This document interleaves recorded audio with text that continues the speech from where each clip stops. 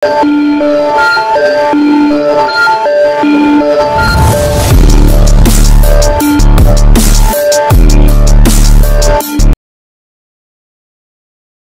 Feng melihat satu-satunya buah hitam di pohon buah di celah tebing di kejauhan.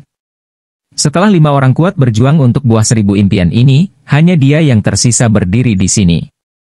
Semakin kita harus berhati-hati sekarang. Jangan biarkan orang kuat lainnya mencurinya pada akhirnya. Pikiran Luo Feng akan menyebar seketika, menutupi area yang luas di sekitarnya untuk mencegah musuh mencuri harta karun secara diam-diam. Raja Dewa Zongfu, Kaisar Jiu Feng, masing-masing dari mereka memiliki cara pelarian yang sangat kuat. Luo Feng merasa lega ketika pikirannya akan menyebar ke area yang luas. Pertempuran ini juga menunjukkan perbedaan kekuatan. Luo Feng berpikir, mereka berempat. Tanpa harta karun, klon lemah Kaisar Wu adalah yang terlemah. Kaisar Jiu Feng setara dengan Raja Dewa Zongfu. Wanita berjubah ungu adalah yang terkuat. Tanpa seni legenda, saya khawatir saya tidak bisa mengalahkan wanita berjubah ungu itu. Bahkan jika kemauan pikiran cukup kuat, tanpa seni legenda, pengaruh pada pikiran wanita berjubah ungu akan sangat melemah, dan wanita berjubah ungu dapat meledak dengan kekuatan yang lebih kuat. Ini hanya salah satu klonnya. Begitu dia menggunakan tubuh aslinya, dikombinasikan dengan harta rahasia yang sangat kuat, pencegahannya akan meningkat secara dramatis. Pikir Luo Feng. Pertempuran ini juga membuktikan bahwa metode rahasia fusi 6 cabang saya, Skylight Silver Sutle, sebanding dengan gerakan alam pamungkas, tidak kurang dari Kaisar dan anak buahnya. Metode rahasia fusi 7 cabang saya, Blood Drop, bahkan jauh lebih kuat daripada metode rahasia mereka. Luo Feng merenungkan pertempuran ini dan menyimpulkan pengalamannya. Dao Agung hidup dan mati, sebagai jalan fusi, setiap cabang sangat kuat.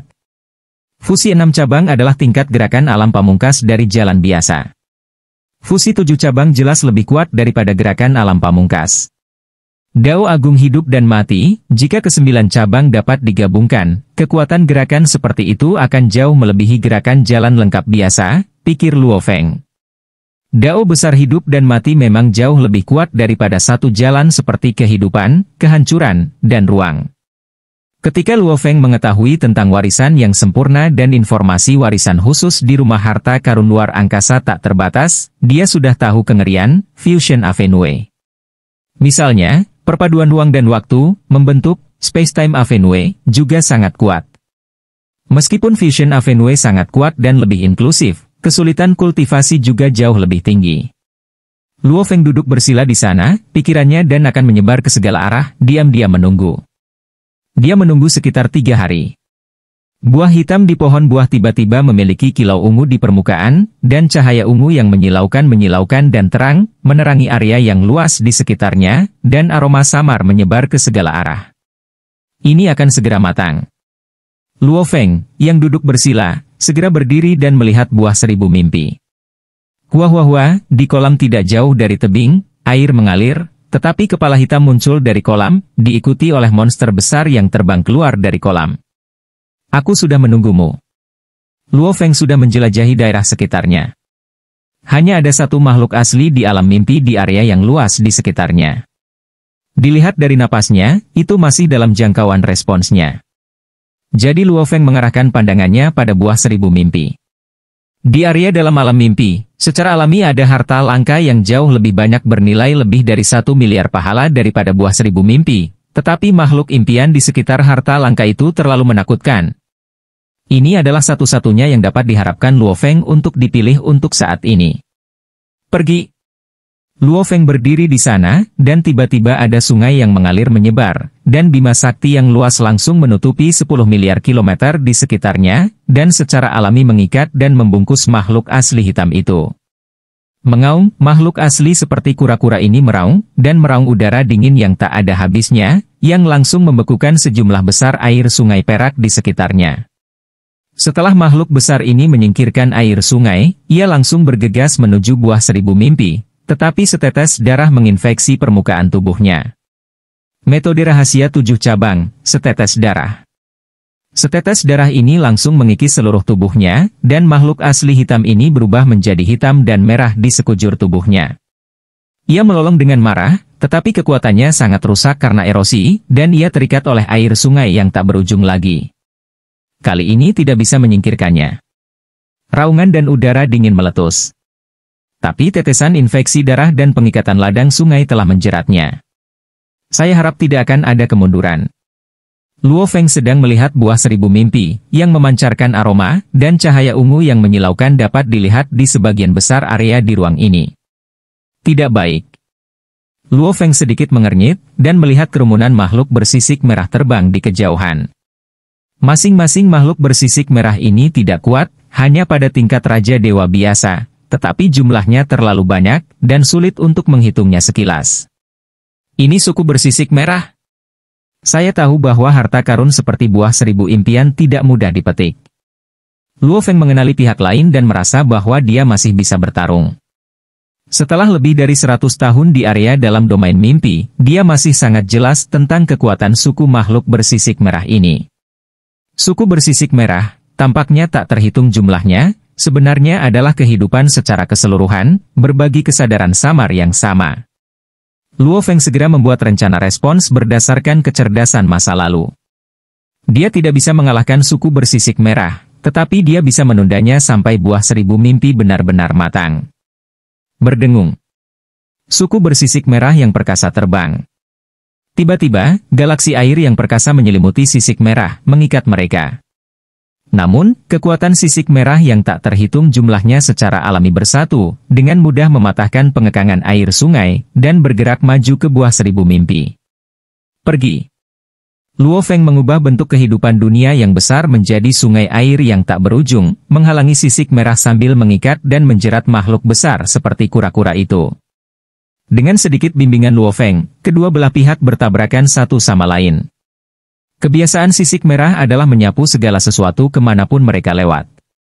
Mereka juga melewati makhluk raksasa seperti kura-kura. Dalam sekejap mata, makhluk mirip kura-kura raksasa itu telah terkikis sebagian dan tubuh mereka telah menyusut dalam skala besar. Setetes darah Luo Feng dengan cepat surut. Mengaum, makhluk raksasa seperti kura-kura itu meraung enggan dan ingin melarikan diri, tetapi tidak bisa melarikan diri di bawah pengekangan air sungai yang perkasa. Hanya dalam 10 napas, itu benar-benar terkikis oleh sisik merah, dan tidak ada mayat yang tersisa. Itu membantu menunda lebih dari 10 napas. Luo Feng tersenyum sedikit, dan kemudian dengan pikiran, setetes darah dengan cepat bertemu dengan sisik merah dan mulai mengikis sisik merah. Saya melihat bahwa satu demi satu makhluk sisik merah terkikis dan berubah menjadi bagian dari darah. Tetapi lebih banyak makhluk sisik merah memusnahkan banyak darah. Kedua belah pihak saling terkikis dan memusnahkan. Hua-hua. Erosi metode rahasia tetesan darah memiliki efek tertentu pada sisik merah. Tapi kekuatan penghancur sisik merah terlalu menakutkan. Setetes darah Luo Feng mengandung cadangan energi tubuh ilahi yang sempurna, tetapi dengan cepat dikonsumsi saat ini. Metode rahasia menetes darah menghabiskan terlalu banyak energi. Luo Feng memperhatikan buah seribu impian sambil memperhatikan konsumsi metode rahasia yang meneteskan darah. Hanya butuh sepanci anggur untuk benar-benar mengonsumsi setetes darah ini, dan ukuran klan skala merah hanya berkurang sekitar 1/1000. Seluruh klan bergegas ke buah seribu impian lagi. Menekan. Sebuah tangan besar tiba-tiba mengembun di sungai perak yang luas. Tangan besar ini, dengan jurang gelap samar-samar di telapak tangan, langsung menyelimuti bagian bawah. Dunia berputar. Semuanya bergerak. Dipenjarakan. Ditekan. Seluruh klan skala merah menghilang dalam sekejap. Luo Feng muncul dan melihat tangan kirinya. Dunia telapak tangan kirinya memenjarakan klan skala merah ini. Lebih dari 100 tahun, Luo Feng memahami pola rahasia menara bintang dan menyadari 2 gerakan dari 7 cabang gerakan fusi. Salah satunya adalah metode rahasia, menetes darah, dan yang lainnya adalah metode rahasia, kandang. Itu benar-benar dapat menekan dan memenjarakan ruang secara langsung. Suku skala merah ini sangat sulit untuk dihadapi. Dunia telapak tangan saya telah berubah menjadi kandang, yang memiliki banyak batasan ruang. Suku skala merah ini benar-benar menggerogoti ruang dan menggerogoti dinding membran dunia telapak tanganku.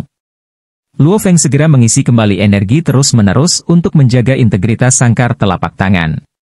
Meskipun dalam hal efisiensi pembunuhan, sangkar sawit jauh lebih buruk daripada meneteskan darah. Tetapi dalam hal menjebak musuh, efisiensinya beberapa kali lebih tinggi. Luo Feng menghitung. Dengan konsumsi energi yang sama, sangkar palem dapat menjebak suku sisik merah untuk waktu yang lebih lama. Sayang sekali aku tidak berani membawa menara bintang masuk. Jika ada menara bintang, seluruh suku skala merah akan ditekan di dalamnya. Luo Feng hanya bisa memikirkannya, dia tidak berani mengambil risiko. Petualangan mungkin berhasil ratusan atau ribuan kali, tetapi selama gagal sekali, menara bintang akan hilang. Semua harta karun di alam mimpi tidak sebagus menara bintang di dalam hatinya.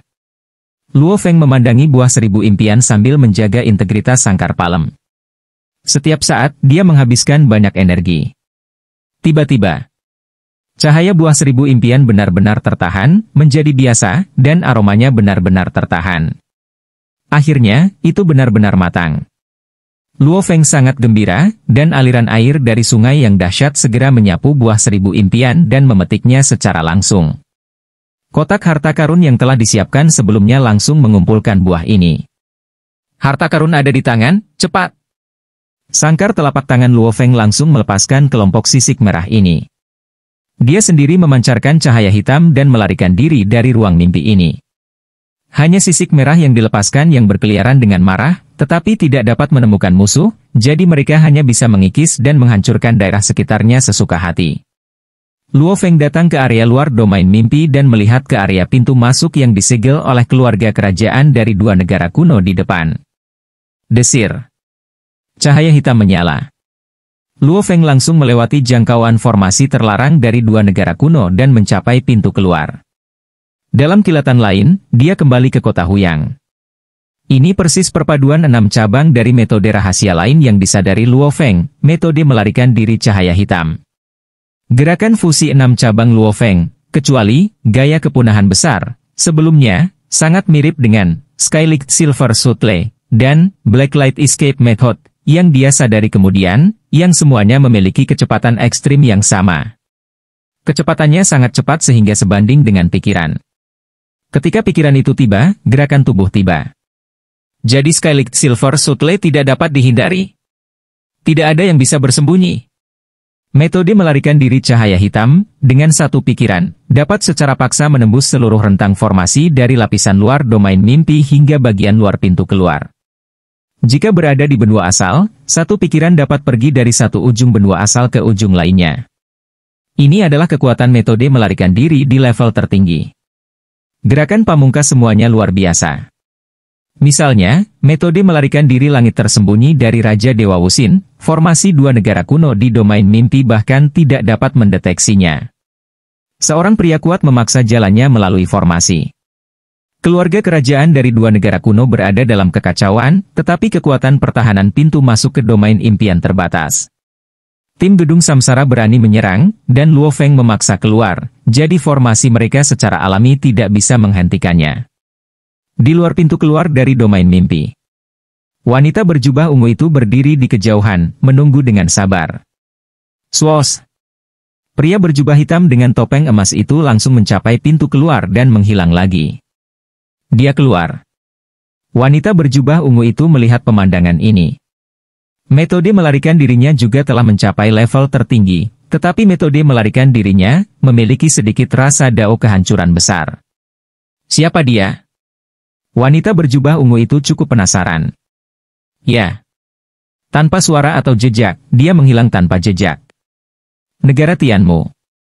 Di seluruh benua asal, terlepas dari 2 negara kuno, 3 kekuatan yang dapat dianggap kelas 1 adalah negara Tianmu, negara Wanjie, dan wilayah Dongji. Di antara ketiga kekuatan ini, negara Tianmu bisa dikatakan paling rendah hati. Hah? Wanita berjubah ungu itu datang ke kedalaman istana, dan seorang anak laki-laki tampan sedang melihat gulungan misterius yang mengambang di depannya, dengan pola rahasia yang tak terhitung jumlahnya mengalir di gulungan itu. Ya. Wanita berjubah ungu itu berubah langsung menjadi aliran cahaya dan terbang ke tubuh anak laki-laki tampan itu. Sayang sekali saya gagal kali ini dan gagal membantu saudara laki-laki saya memenangkan bagian dari buah 1000 mimpi. Anak laki-laki tampan itu melihat gulungan misterius itu dan menggelengkan kepalanya sedikit. Sebagai binatang dunia, terlalu sulit untuk berlatih sendiri. Saya tidak bisa memahami buku pola rahasia ini sama sekali. Terlalu sulit. Pemuda tampan itu melihat buku rahasia itu. Raksasa merah tua mengembun dan muncul di belakangnya. Mulut berdarah raksasa merah tua ini sepertinya ingin menelan segalanya. Saya telah bekerja sangat keras. Dalam hal tubuh fisik, saya telah mengolah 7 jenis tubuh penghancur. Dalam hal metode rahasia, saya juga telah menemukan total 129 metode rahasia di alam pamungkas. Bahkan dengan kombinasi metode rahasia, kekuatannya bisa lebih kuat. Adapun pikiran dan kemauan, saya juga telah mengumpulkan berbagai rahasia pikiran dan kemauan dan berlatih keras untuk waktu yang lama.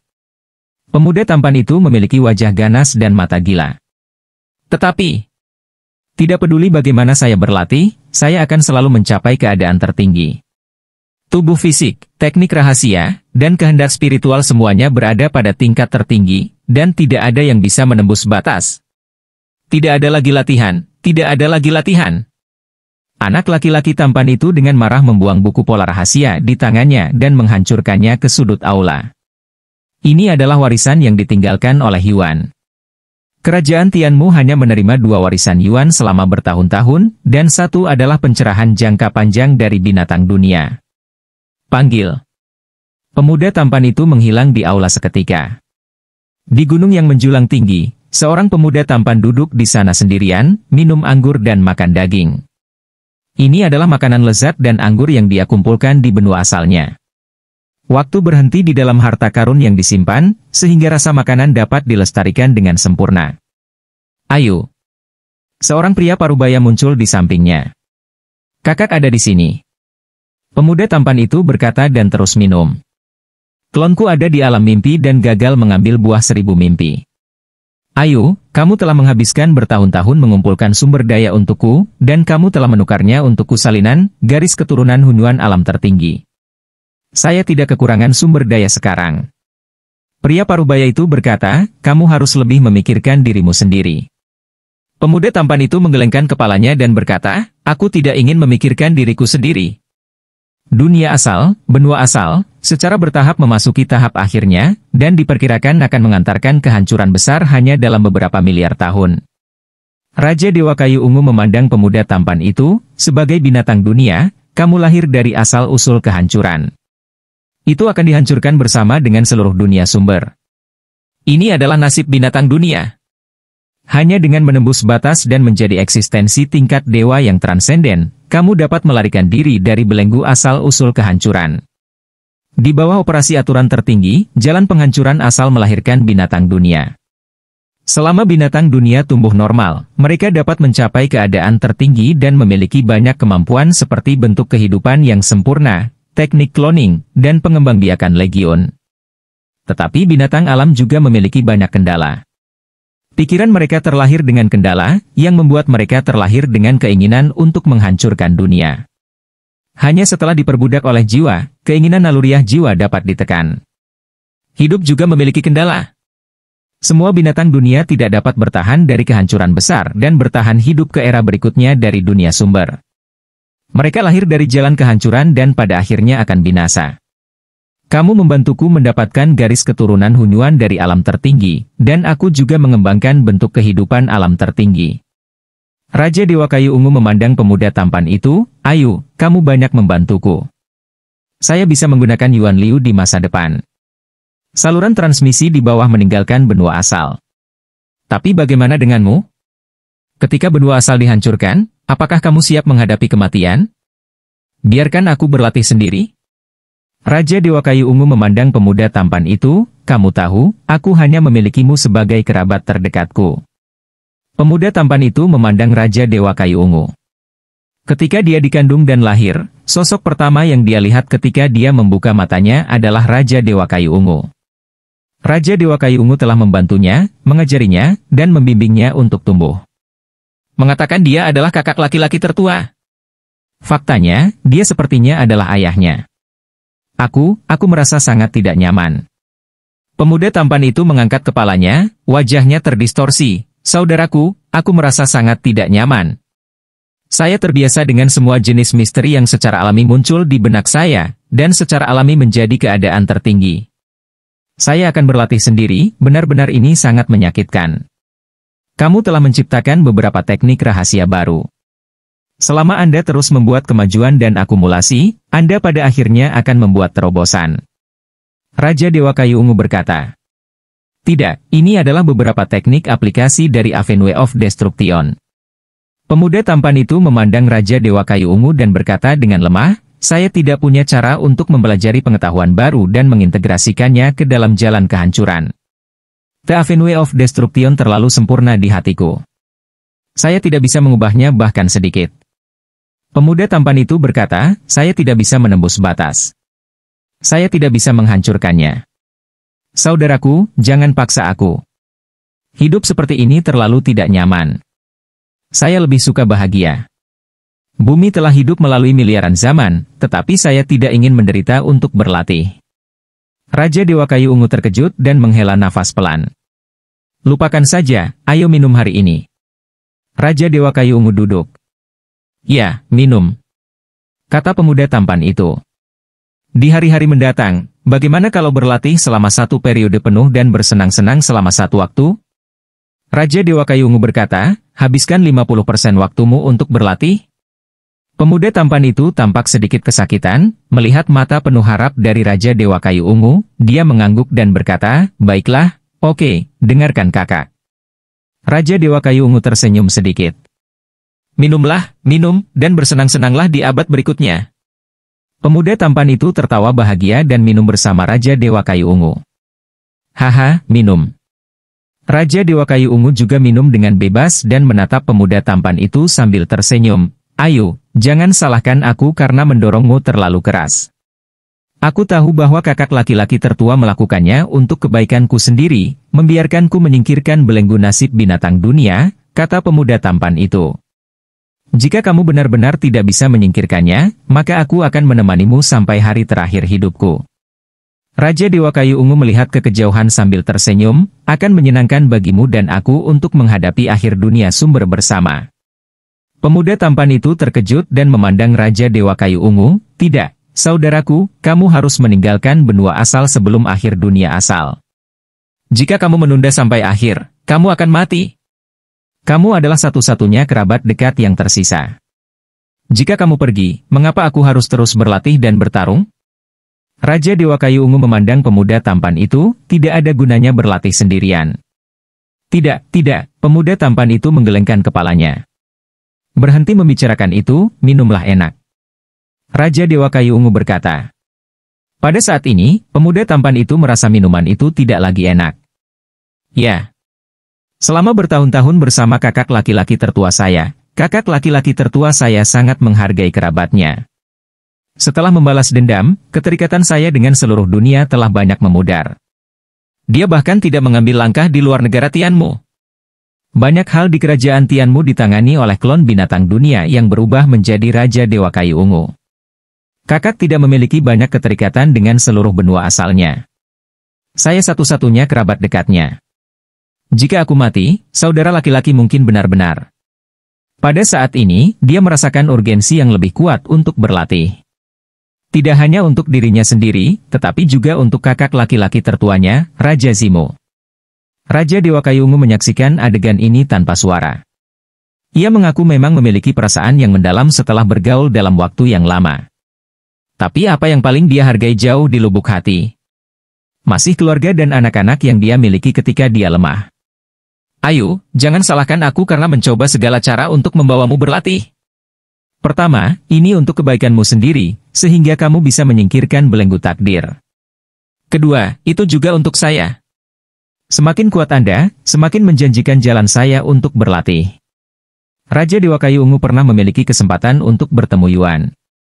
Pertanyaan pertama yang dia ajukan adalah apakah ada cara untuk membangkitkan keluarganya. Yuan menjawab, melompat keluar dari kandang dan menjadi penguasa benua asal dunia asal.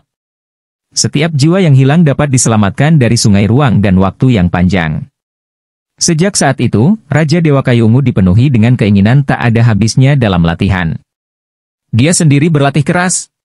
Dia juga membimbing binatang alam, penjaga, untuk berlatih keras. Binatang dunia sangat membantunya dan mereka juga menjadi pemandunya dalam mengumpulkan berbagai harta langka. Tidak mungkin baginya untuk hanya melihat binatang dunia berbaring dan menikmati dirinya sendiri sampai akhir dunia Fang Yuan ini. Negara kuno Yanfeng, ruang yang luas dan tersembunyi.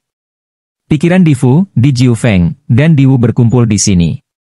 3 praktisi menganggur adalah Raja Dewa Zongfu, wanita berjubah ungu, dan orang kuat berwajah emas berjubah hitam. Di Jiufeng berkata, saya menjaga formasi pintu masuk alam mimpi untuk beberapa waktu. Pada hari saya gagal, Dewa Raja Zongfu melewati formasi dengan bantuan metode melarikan diri sebab dan akibat pergi. Wanita berjubah ungu itu lebih pintar melarikan diri, dan bidang luar angkasa saya hampir tidak dapat mendeteksinya.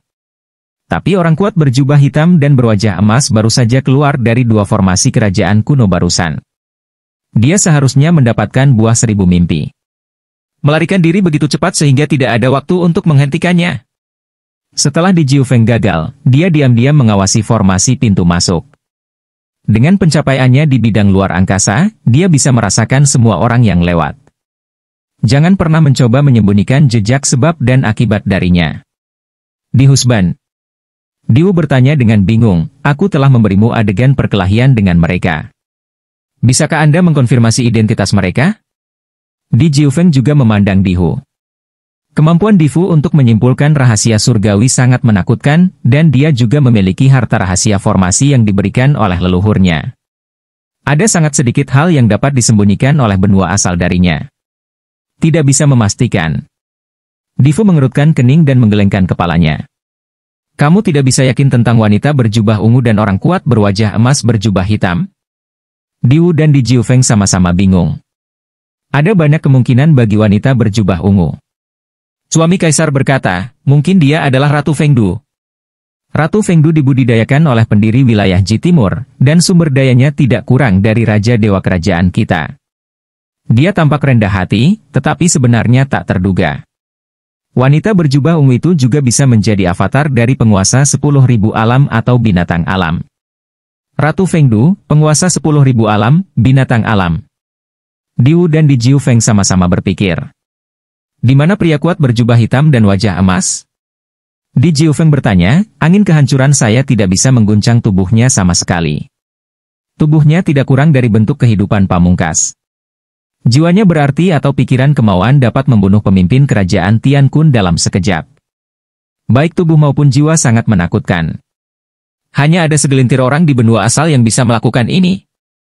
Tapi yang saya kenal, tidak mungkin menjadi pria kuat berjubah hitam dan berwajah emas. Kata Di Jiufeng. Aku juga tidak bisa mengetahuinya. Diwu bingung. Objek kecurigaan saya juga tidak konsisten. Difu menggelengkan kepalanya, kurasa. Mungkin orang baru yang kuat. Di benua asal, ada naga tersembunyi dan harimau berjongkok. Di antara banyak raja dewa tingkat kedua, mungkin salah satu dari mereka diam-diam telah menjadi negara pamungkas. Cheng. Di alam pamungkas, adalah normal bagi tubuh untuk menjadi kuat dan pikiran untuk melampaui tingkat dewa raja. Penguasa 10.000 alam dan Di King, 2 orang yang telah menyadari Dao lengkap, memiliki jiwa dan keinginan yang telah melampaui tingkat dewa raja. Orang kuat baru? Mungkin yang baru di alam pamungkas? Di Jiufeng dan Diwu terkejut. Baik tubuh, jiwa, dan pikiran sangat kuat, bahkan jika itu bukan keadaan tertinggi, itu harus diperlakukan sebagai keadaan tertinggi. Difu tidak mengatakan apa-apa lagi. Di Jiufeng dan Diwu mengangguk, dan akhirnya tidak punya pilihan selain pergi. Difu sendirian di ruang yang luas ini. Apakah tubuhmu begitu kuat? Kalau begitu kemungkinan besar Luohi. Suami kaisar tersenyum dan cukup puas, 5 orang kuat bersaing untuk buah 1000 mimpi. Wanita berjubah ungu itu diduga sebagai penguasa dunia, atau tiruan binatang dunia. Anda bisa menang pada akhirnya. Kamu jauh lebih kuat dari yang aku harapkan. Di King tidak meremehkanku. Dia sudah membuat klonnya meninggalkan benua asal untuk menjelajah. Penguasa 10.000 alam memiliki pikiran yang berbahaya, dan aku tidak menyukainya. Kaisar Penggerak. Kaisar Penggerak tidak cocok sebagai pendamping. Dia mungkin mati di tangannya suatu hari nanti. Luohi telah tumbuh dengan rasa persahabatan yang kuat. Dia adalah teman yang cocok untuk hidup dan mati bersama. Kaisar Fu sedikit mengernyit, dia tumbuh terlalu cepat, sebaiknya aku mengatur klon untuk menjaga saluran transmisi. Ketika dia pergi, aku akan segera pergi bersamanya. Dengan cara ini kita juga bisa pergi ke tempat yang sama. Karena kekuatannya yang cukup kuat, Kaisar Fu sudah bersiap untuk meninggalkan benua asal, dan Luo He adalah teman terbaik yang dia kenal. Sulit untuk menemukan pendamping hidup dan mati yang dapat dipercaya untuk meninggalkan benua asal untuk berjuang hidup. Sebelum Luo Feng bangkit, Kaisar Fu bahkan siap untuk menjelajah sendirian. Tanpa pendamping yang cocok, dia lebih suka bertindak sendiri. Kota Huyang. Buah 1000 impian ini masih perlu diperdagangkan dengan dua negara kuno dengan imbalan sebagian dari mayat makhluk garis keturunan Hunyuan, alam pamungkas. Luo Feng berada di rumah tuan kota, memikirkan transaksi itu. 3 ras alien mungkin juga dapat menyediakan bagian dari mayat makhluk garis keturunan Hunyuan alam pamungkas, tetapi kemungkinan yang mereka habiskan adalah makhluk yang dibudidayakan di dunia sumber lain. Kemudian di masa depan, saya tidak akan bisa menggunakan, tak terlihat dan tidak berbentuk, untuk berubah. Bentuk kehidupan dunia Luo Feng sekarang dalam bentuk 24 fase. Luo Feng juga harus mempertimbangkan alam pamungkas. Secara alami, mereka menginginkan bahan mayat dari makhluk garis keturunan Hunyuan alam pamungkas, dibiarkan secara lokal. Sebagian besar bahan mayat ini akan diberikan kepada Morosa. Jumlah yang sangat kecil akan tersisa, untuk praktik saya sendiri. Luo Feng membuat keputusan.